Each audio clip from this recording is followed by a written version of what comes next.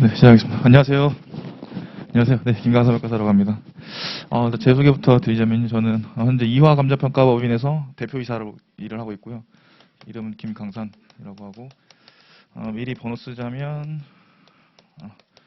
궁금하신 사항 있으시면 언제든지 이 번호로 문자 혹은 카톡 주시면 친절히 답변 드리겠습니다. 제가 카톡이나 그런 거 되게 빨리 보는 편이라서 힘드시죠? 거의 1시간 넘게 계셨는데 일단 저는 컴팩트하게 제가 알려드릴 사항만 딱 알려드리고 이따 개인적으로 궁금하신 것들은 연락 주시거나 아니면 이따 끝나고 여쭤보시면 될 것 같습니다.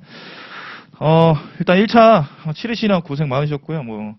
2차가 이제 진짜니까 1차 때보다 한 10배 정도만 공부하시면 붙으실 수 있을 겁니다. 제가 이빨인 소리는 하는 편은 아니라서 2차 시험 같은 경우는 마인드 세팅을 어떻게 하셔야 되냐면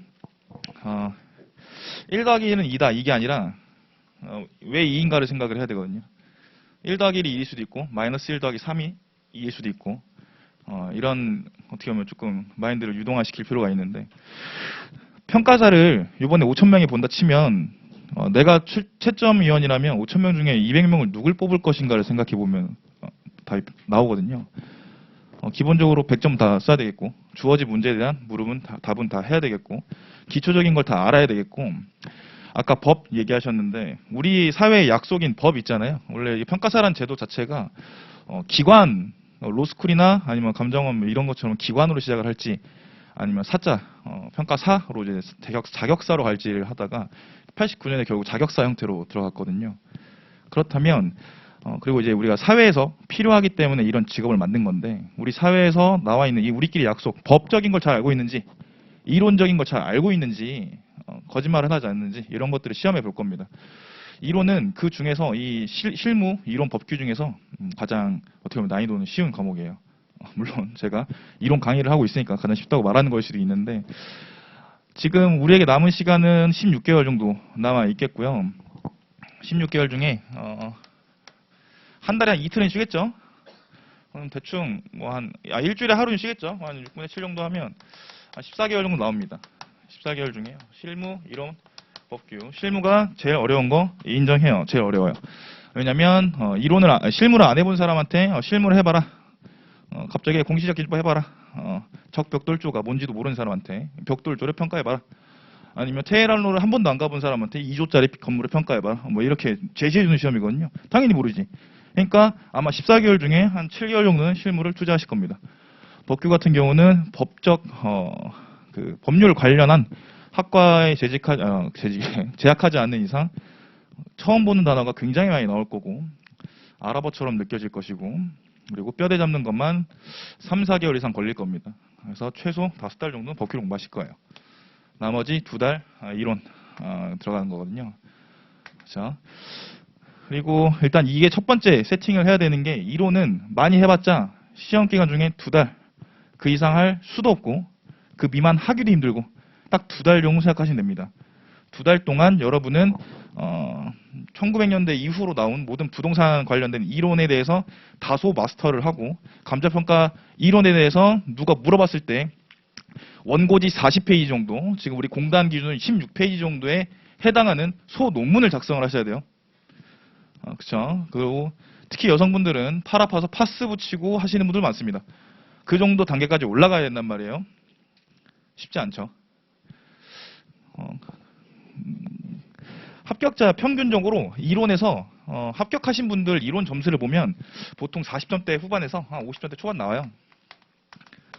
이 정도 가야 되는데 40점, 50점? 나 어렸을 때 공부했을 때는 껌이었는데 라고 생각하겠지만 상당히 어려운 점수입니다. 합격자 평균이에요. 5,000명 중에 200명이 들어가려면 최소 50점 이상 나와야 되는 상황인 거고 이 50점에 해당하는 점수 실력은 어느 정도냐면 100점 중에 그러니까 만약에 100점이 주어지면 그래 10문제 중에 8문제는 거의 완벽에 가깝게 쓰고 나머지 2문제에서 선방하면 이 정도 나와요. 문제가 그렇다고 쉬운 것도 아니에요. 왜 이렇게 나와요? 금리 인상이 부동산 시장에 어떤 영향을 미칠까? A4 용지 한 3장 정도 쓰시면 됩니다. 잡고 쓰는 거, 목차박 잡고 쓰는 거예요. 어렵죠? 시간이 없습니다.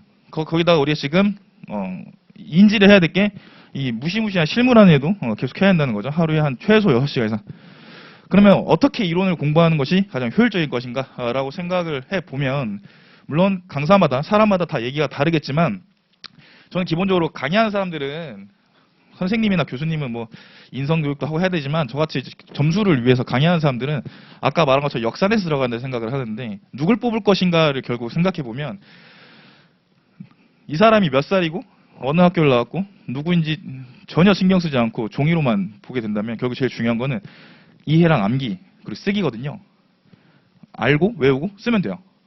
굉장히 단순하게 들어가면 되는데, 자, 우리 1차 했다고 가정을 하고 말씀드리면, 우리 원가회계 중에 기본 원가라는 개념이 있습니다. 결국에 이 세상에 존재하는 모든 물건은요, 결국 사람이 재료를 통해서 물건을 만드는 거란 말이에요.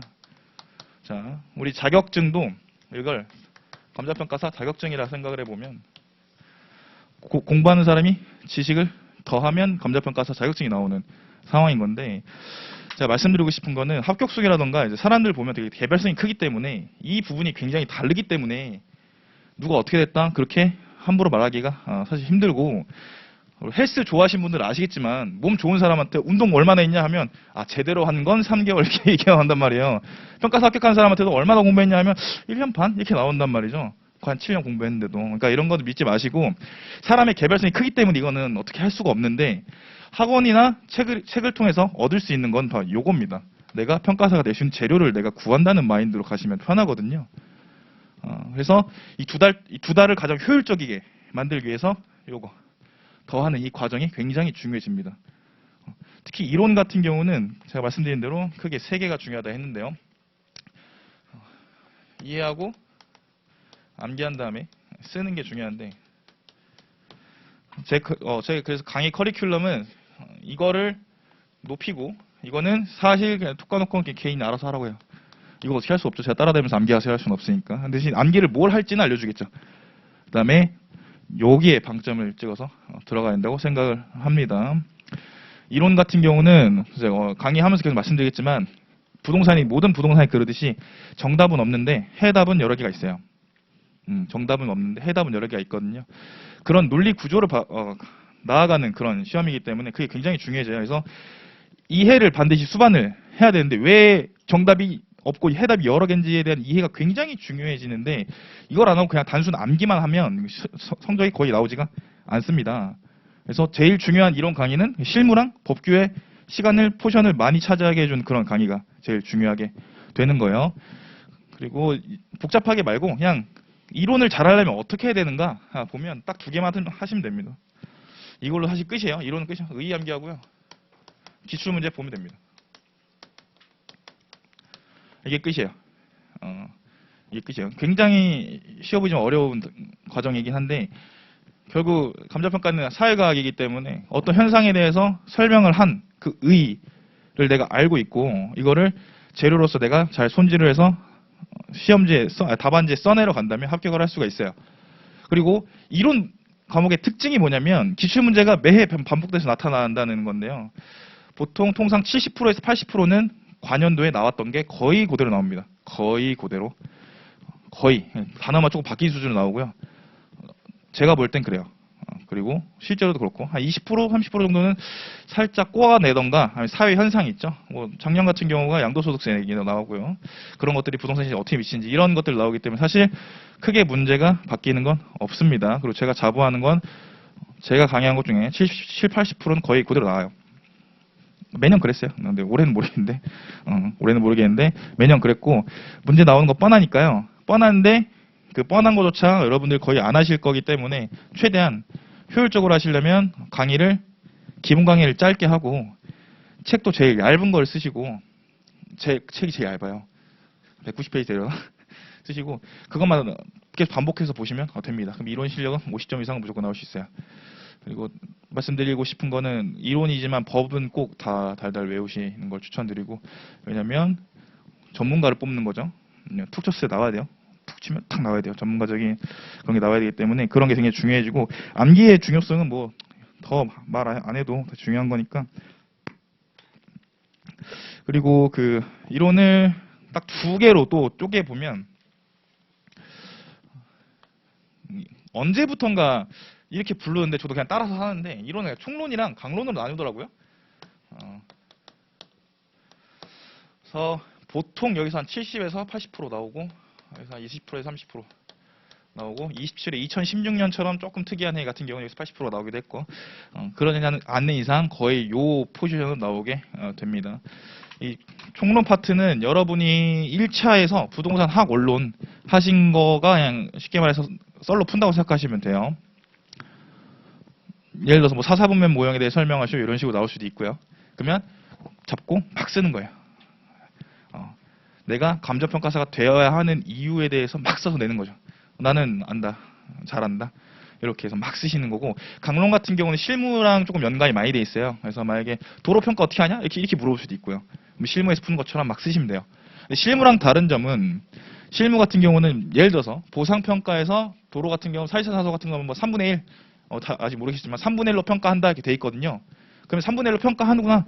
100원짜리면 33원에 평가하면 되는구나. 이게 끝인데 이론에서는 왜? 이렇게 물어본다는 거죠. 왜 3분의 1로 평가를? 이렇게 물어본다는 거죠. 그렇죠?